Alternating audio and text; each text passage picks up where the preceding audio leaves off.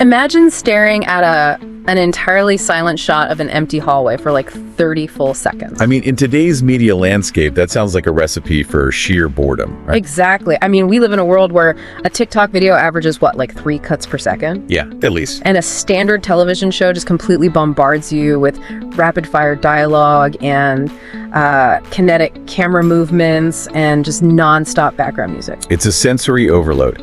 Every single second of screen time is usually designed to just grab you by the collar and scream, look at this. Right. Understand this exactly as I'm telling you to. Yeah, but what happens when we strip all of that away? Well, that is the wild thing, because some of the most emotionally devastating and memorable moments in storytelling actually rely entirely on doing the exact opposite. Oh, for sure. They rely on basically shutting up, stripping away the noise, and seemingly doing nothing at all. It is a profound shift in narrative strategy. Because when you strip away that constant auditory and visual shouting, you don't end up with an empty void. You end up with a very specific, highly charged kind of space. And that space demands a completely different set of cognitive muscles from you as the viewer. And that specific, highly charged space is exactly our mission for this deep dive today.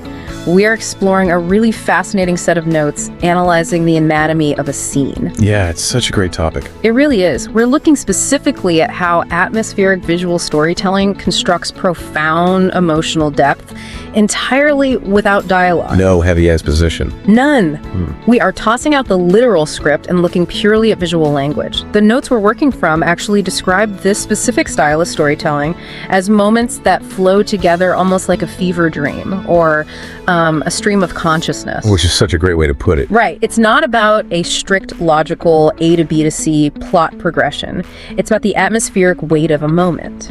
And that requires a foundational shift in how the creator views you, the audience.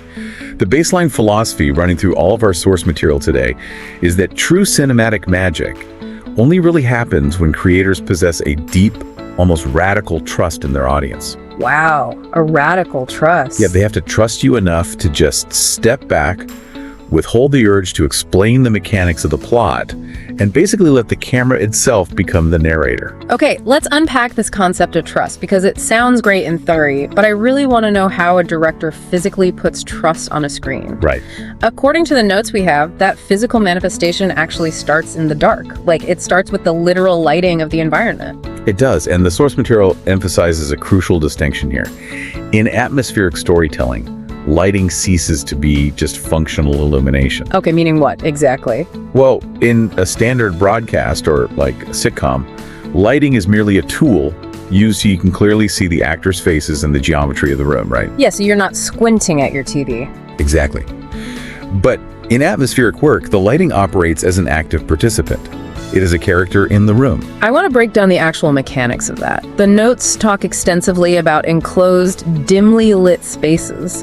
They describe scenes draped in deep shadows, where only slivers of light cut through the darkness. Yeah, the text calls the resulting mood a melancholic beauty. But I find myself questioning that a little bit. If I am squinting at a screen, straining to see what is hiding in the corner of dark room, isn't that just frustrating? Right, or scary. Exactly. How does a director use darkness to create introspection rather than just triggering a horror movie fear response? What's fascinating here is that it's all about a critical tightrope the cinematographer is walking. The difference between fear and introspection lies entirely in the intentionality and the quality of the shadow. The quality of the shadow. Yeah, so in a horror film, the darkness is a void where a physical threat is hiding. It triggers your amygdala. It initiates a fight or flight response. Because there might be a monster in the closet. Exactly. But in the atmospheric scenes our notes describe, the darkness is not concealing a monster. The darkness is negative space. Negative space in like a psychological sense, you mean? Exactly that. Think about the physiological process of seeing. When a room is brightly and evenly lit, your visual cortex instantly processes the geometry of the space, the objects in it, the expressions on the faces of the people. Right, your brain just maps it all out instantly. And then it categorizes the information and basically goes on standby. It's bored.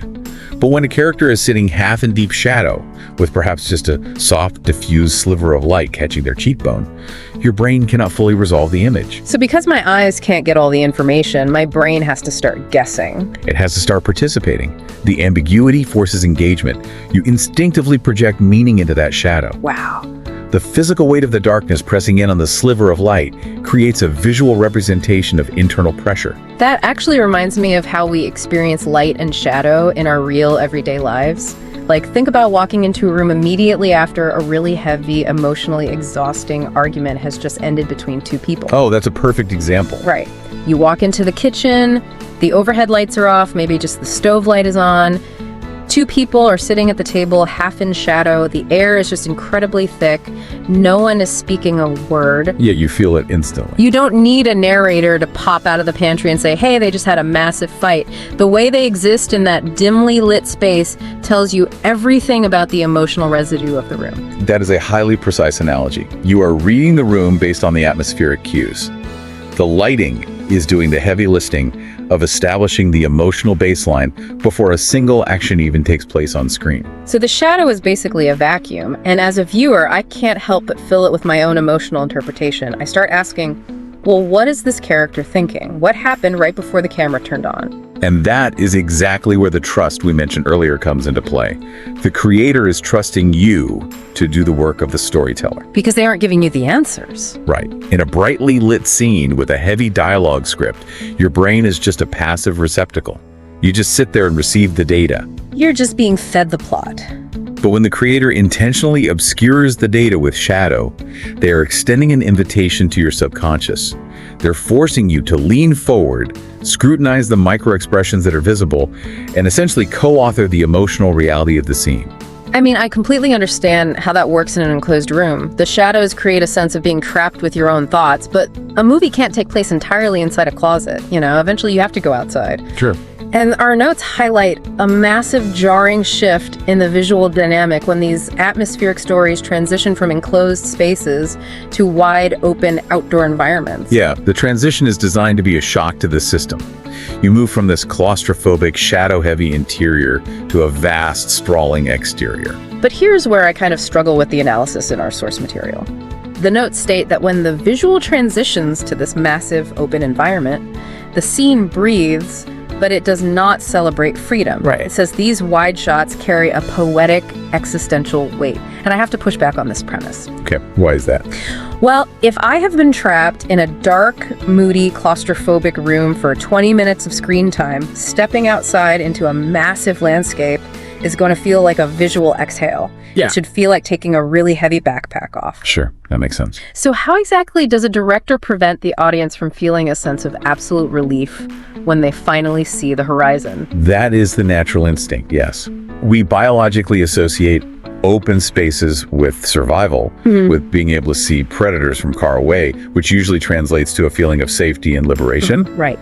But atmospheric storytelling actively subverts that biological expectation through the mechanics of the camera lens and the framing of the human body.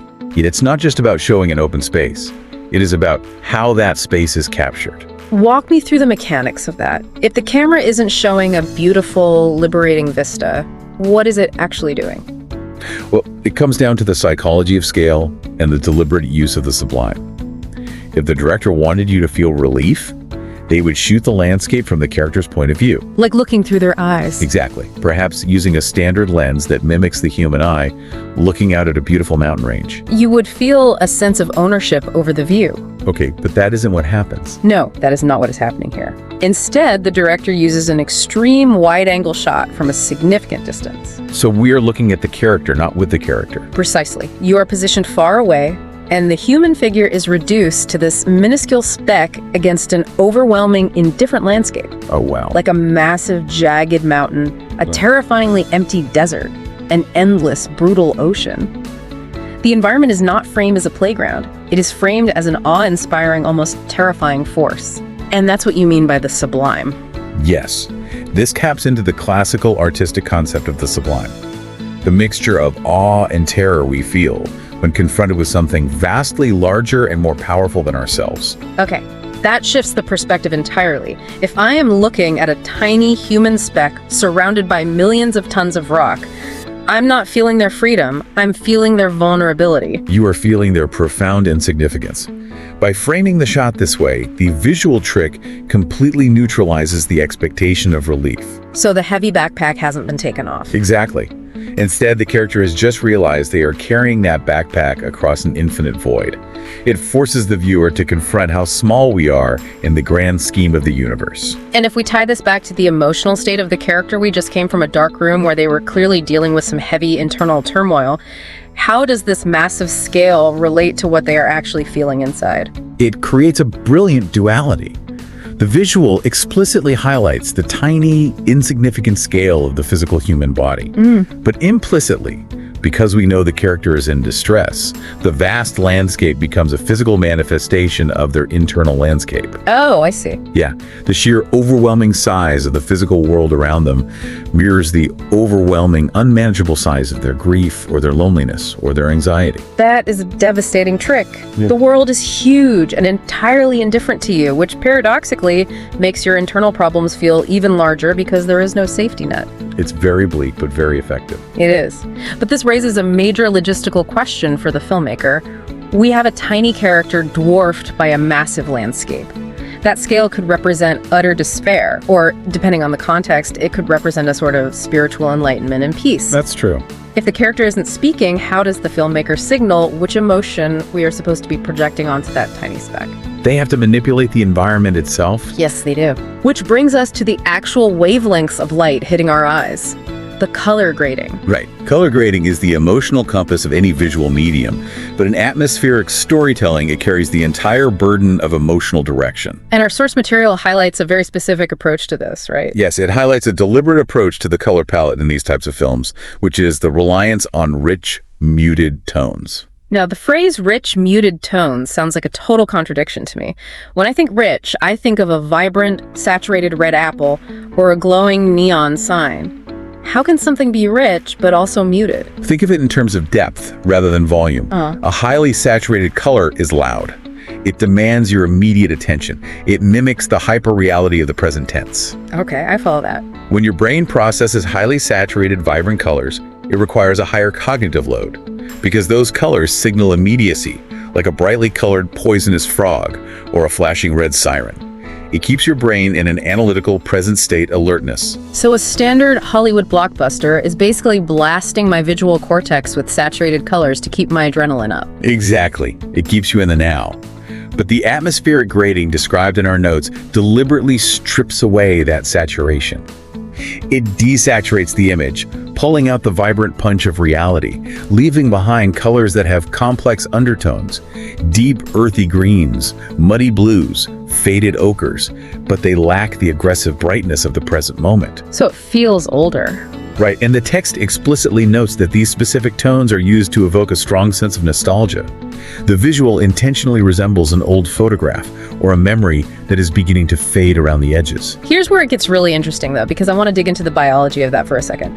Why does desaturating an image automatically make my brain think of the past? Is it just because old film stock used to look faded, so we've been culturally conditioned to associate faded colors with history? Well, cultural conditioning definitely plays a part, certainly through our exposure to vintage media. But it actually goes much deeper into the neurology of how we process and store our own memories. Really? Yeah, when you recall an event from your past, you do not replay it in your mind like a crisp 4K resolution digital file. No, definitely not. If I try to picture a childhood summer vacation, or even a bittersweet conversation I had just like 5 years ago, Yeah. The edges are blurry, the colors aren't vibrant. It's more of a general impression. Exactly. Human memory is reconstructive, not reproductive. As time passes, our brains discard the sharp, high-definition details and retain the emotional core, the gist of the moment. So it's hazy by default. Yes, the visual representation of that in our mind's eye is naturally muted, lacking contrast and saturation. So by intentionally grading the film to look muted and faded, the director is essentially hacking the visual cortex. That's a great way to put it. They are bypassing the part of my brain that processes the immediate present tense reality, and they are sneaking in through the back door of my memory centers. That is a perfect way to conceptualize it. It lowers your cognitive defenses. If a film uses overly dramatic, harsh lighting, or a swelling, manipulative musical score that essentially commands you to feel sad right now, your critical brain can easily recognize the manipulation and reject it. Because it feels artificial, like don't tell me what to feel. Exactly. But a muted nostalgia color palette is incredibly subtle. It doesn't demand an emotion. It suggests an emotional state by speaking the visual language of your own memories. It sets a melancholic stage. And because the brain recognizes the lighting of a memory, it starts pulling from its own archives. Like you sitting on your couch watching this faded image of a tiny character in a vast landscape, you start filtering the character's experience through your own past. Yes. It basically blurs the line between the fiction on the screen and your own personal history. It creates a deep subconscious empathy. You are no longer just observing the character's loneliness. You are feeling the echo of your own past loneliness, triggered by the specific wavelengths of muted light hitting your retinas. It's brilliant, but it actually leads us to a massive structural problem. Oh. Yeah, because we have spent all this time isolating these visual elements. We have the introspective weight of the shadows in the dark room. We have the existential vulnerability of the wide open landscape. We have the biological hack of the muted color palette. Right. But an atmosphere is not a narrative. You can have all the moody lighting and nostalgic colors in the world, but if there's no story connecting them, it's just an incredibly depressing screensaver. That's a fair point. So how do these isolated dialogue-free shots actually form a cohesive narrative? Well, they form a narrative through the psychological phenomenon of sequential processing. Our notes introduce one of the most foundational yet heavily misunderstood concepts in visual storytelling to explain the Kuleshov effect. The Kuleshov effect. I've heard this referenced in film classes as the 1 + 1 = 3 concept. Yeah. The idea that if you show shot A and then show shot B, the audience will invent a meaning shot C that isn't actually on the screen. But I really want to understand the actual mechanics of why our brains do this. Why can't we just look at two shots and accept that they're totally unrelated? Because human beings are fundamentally evolutionarily wired to be pattern-making machines. We just can't help it. No, we can't. In cognitive psychology, there is a term called apophenia, which is the tendency to perceive meaningful connections between unrelated things. From an evolutionary standpoint, this was a survival mechanism. Like connecting dots in the wild to stay alive. Exactly. If an early human saw a rustling bush, we'll call that shot A, and then saw a flock of birds scattered into the sky, shot B, their brain immediately forged a connection. Something dangerous is causing both of those things. The brain abhors a vacuum of meaning. Because in the wild, ignoring a potential connection could get you eaten by a tiger. So our brains are desperate to connect the dots even when we are sitting safely on a couch watching a screen. Precisely. We cannot turn off that evolutionary autocomplete function.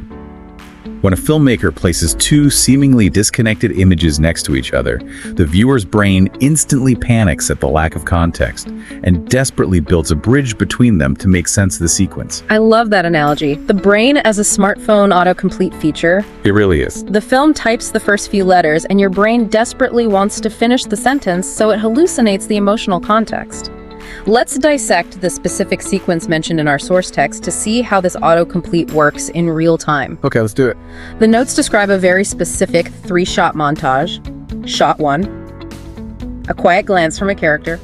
Shot 2, an empty corridor. Shot 3, a vast landscape. Walk me through the microprocessing happening in the viewer's brain during this exact sequence. Let's break it down millisecond by millisecond. Shot 1 appears a quiet glance. The camera lingers on the character's face. They are not speaking. Their expression is neutral, perhaps slightly downcast. Okay, so we're just looking at a face. Right. And because it is a human face, your brain instantly engages its facial recognition software, searching for micro-expressions. You register a lack of joy, a stillness, but you do not know why they are still. A vacuum of meaning is created. The brain is holding its breath, waiting for the context. Exactly. Then comes the cut. Shot 2, an empty corridor. It is devoid of human life. The geometry of the hallway might feature harsh leading lines, drawing the eye to a closed door at the end. Just architecture. Yes, but because this shot immediately follows the character's glance, your apophenia kicks in. Your brain refuses to accept that the director just randomly decided to show you architecture. The autocomplete fires. It fires immediately. Your brain takes the physical properties of the corridor, the emptiness, the harsh lines, the closed door, and maps them directly onto the internal state of the character from shot 1. Wow, so the hallway is suddenly emotional. Yes. You do not just see an empty hallway. You see the character's internal feelings of absence, of being trapped, of facing a past that leads nowhere. The hallway becomes a metaphor, but only because my brain forced it to be one. Yes. If we connect this to the bigger picture, the text uses a phenomenal phrase for this. The viewer is creating narrative tissue, where none explicitly exists. You are generating the connective ligaments between the images. Creating narrative tissue. I love that phrasing. And then we get the final piece of the sequence. Shot 3, the cut to the vast landscape. We've established the scale of this earlier. It's massive, overwhelming, indifferent. How does the narrative tissue connect the empty hallway to the mountain range? The brain compounds the meaning. You started with a neutral face. You mapped emptiness onto it via the corridor. Now the cut to the vast landscape takes that internal emptiness and projects it onto a cosmic scale. Just blowing it up completely. Right. The brain connects the internal isolation of the hallway to the existential isolation of the world. In 3 simple dialogue-free shots, your brain has authored a complex psychological profile. This character feels profoundly alone, trapped in their own mind, and entirely insignificant in the face of an uncaring universe. And the most incredible part is that the director never said a single word. There was no voiceover saying, "Hey, I feel so alone today." The director just typed the first few letters, and I wrote the rest of the tragic novel in my own head. And because you authored the emotion, because your brain did the heavy lifting of forging that narrative tissue, the emotional impact is exponentially stronger. You cannot reject the premise because Yes. it was your own subconscious that generated it. I have to play devil's advocate here, though. Go for it. If the audience is doing all the work, like, if my brain is the one providing the emotional context, mapping the metaphors, and writing the narrative tissue, is this style of filmmaking actually brilliant? Or is it just lazy? Is the director just throwing random pretty images on a screen and relying on my evolutionary biology to make sense of their mess? It is a fair critique, and poor atmospheric filmmaking certainly falls into that trap of being vague for the sake of being vague. Right, like an art student film that makes no sense. Exactly. But masterful atmospheric storytelling is the furthest thing from lazy.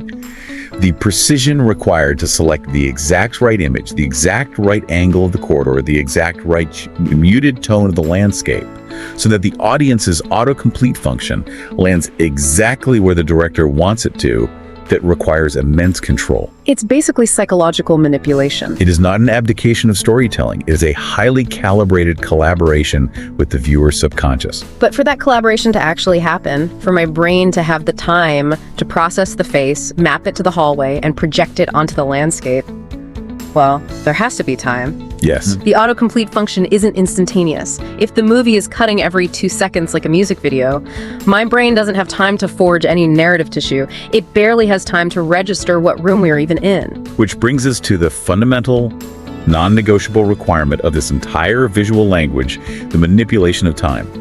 To allow the Kuleshov effect to take hold, the film must fundamentally alter its pacing. And this is a major focus in our source notes. They detail the lost art of patience and the aesthetics of the mundane, because you simply cannot have these profound, meditative, subconsciously driven thoughts if the camera is frantic. The source material is unequivocal on this point. The cinematography and atmospheric storytelling consciously and aggressively rejects the frantic, kinetic editing that dominates modern media. So no shaky cam, no quick cuts. None of that. It leans entirely into slow, deliberate pans, steady tracking shots, and extended takes where seemingly nothing happens. It is the absolute antithesis of the dopamine spiking content we talked about at the very beginning of this deep dive. When you watch a modern action movie, the cuts are designed to artificially induce a state of anxiety. Very true. Your heart rate goes up because the visual information is changing so rapidly that your brain is constantly playing catch-up. It's a physiological manipulation. And atmospheric pacing is manipulating your physiology in the exact opposite direction. It actively demands that the viewer slow down their own heart rate to match the rhythm of the film. But how does a slow pan physically alter my heart rate? Is it just boredom? It is related to the concept of mirror neurons and physiological synchronization. When you watch a frenetic action sequence, your body prepares for action. When you watch a steady, slow, unbroken shot that lingers in a quiet space, your visual cortex signals to your nervous system that there is no immediate threat. The coast is clear, basically. Exactly. The lack of visual interruption allows your parasympathetic nervous system to engage. You physically relax. You have to settle into its cadence. Which can be really hard for people used to TikTok. It can. If you attempt to consume this kind of media in a state of high anxiety or while scrolling on your phone, you will find it unbearably tedious because your internal metronome is out of sync with the visual metronome. You have to surrender to the pace. And when you finally do surrender, when you let your heart rate drop and you sync up with the camera, the rewards are incredible. Our text highlights the specific, seemingly mundane details that the camera chooses to linger on when it finally slows down. The aesthetics of the mundane. Yes, we are talking about extreme close-ups on the texture of a peeling wall, or the way a reflection shifts on a pane of glass as a car drives by outside, or the incredibly subtle, almost imperceptible movement of wind through a field of grass. Things that a fast-paced, narrative-driven edit would completely ignore or ruthlessly trim out as dead air. Right. If it doesn't advance the plot, cut it. But here, the dead air is the whole point. By forcing the audience to stare at the texture of a wall for 10 seconds, what is the director actually achieving? Mechanically, why does that matter? By lingering on these microscopic mundane details, the film grounds the sweeping existential themes we discussed earlier into a tangible physical reality. Okay, meaning what? If a film only shows you vast abstract landscapes and deep moody shadows, it can start to feel untethered from reality. It becomes a purely intellectual exercise. Like it's too floaty. Right. But by forcing you to observe the exact texture of a frayed piece of fabric or the condensation on a glass, it anchors the viewer in a state of hyper-realistic presence. It makes the world feel tactile. You can almost feel the grit of the wall on your fingertips. Exactly. It elevates the ordinary into something extraordinary. It forces you to notice the inherent beauty and tension in the physical world that you normally filter out. And in doing so, it proves a point that modern blockbusters completely forget. To capture an audience's undivided attention, you do not need CGI spectacles, massive explosions, or apocalyptic high-stakes action sequences. You don't need a villain trying to destroy the universe in every single scene. No. What you actually need is authenticity. You need a masterful grasp of atmosphere. By lingering on the mundane, the film mirrors the actual texture of human existence. So what does this all mean? When we look at all these pieces, the lighting, the scale, the color, the editing, the pacing, it points to a massive conclusion about storytelling and honestly, about how we perceive our own lives. It really does. By intentionally focusing on the quiet spaces between major life events, the pauses in conversation, the lingering glances, the empty rooms after an argument, this style of filmmaking captures the essence of reality far more accurately than heavily scripted, action-packed plots ever could. Because real life is rarely composed of tightly scripted dialogue delivered with perfect timing, punctuated by explosive action. Definitely not my life, anyway. Right. Real life is almost entirely composed of the quiet moments between the action. The moments where we sit in atmospheric lighting, staring out into open space, processing our faded, muted memories, and trying to build our own narrative tissue to make sense of it all. It is a mirror held up to the mundane reality of being human. And it's a profound reminder that silence is never really empty. It is just waiting for us to fill it. That is beautifully said. Thank you. Which brings us to the end of our journey today. Let's recap the mechanics we've unpacked here, because it truly is a masterclass in the psychology of visual language. We started with lighting, and how stepping into deep, intentional shadows forces your visual cortex to actively question the environment, turning ambiguity into introspection. From there, we explored the existential weight of scale. We discussed how placing a tiny human in a vast, wide-angle landscape subverts our biological desire for relief, instead isolating the subject and turning the physical world into a terrifying mirror of their internal vulnerability. Then we looked at the biological hack of color grading, how desaturating the image lowers our cognitive defenses and mimics the exact process of human memory, inviting you to project your own nostalgic past onto the screen. We deeply analyzed the Kuleshov effect, highlighting how our evolutionary apophenia forces us to forge narrative tissue between disconnected images, transforming you from a passive consumer into an active co-author of the emotional reality. And finally, we discussed the absolute necessity of altering time. How slow pans and a focus on mundane, tactile details physically lower your heart rate, grounding the existential dread in hyper-realistic presence. The source text gives a fantastic recommendation that I want to echo to you right now. I love this recommendation. Me too. Yeah. Go find a beautifully shot, atmospheric film. Look for something known for its cinematography, not its dialogue. Revisit these kinds of quiet scenes, but this time turn off your analytical brain. Notice the shadows, notice the faded colors, let the visuals wash over you, and pay attention to what kinds of stories your own subconscious autocomplete function constructs in that silence. And as you do, I want to leave you with one final lingering thought. A question that builds on the mechanics we've discussed today, but takes it entirely off the screen and into the physical world you inhabit. Let's hear it. If our minds are evolutionarily wired to instinctively build bridges between silent, disconnected images, a quiet glance from a stranger, an empty subway car, a vast, indifferent city skyline, what happens when we apply this exact same Kuleshov effect to our daily lives? Oh, wow. As you walk through the world today, observing the silent, seemingly disconnected moments of the people passing you on the street, are you constantly creating fictional, perhaps entirely inaccurate narrative tissues about their lives based purely on the atmosphere?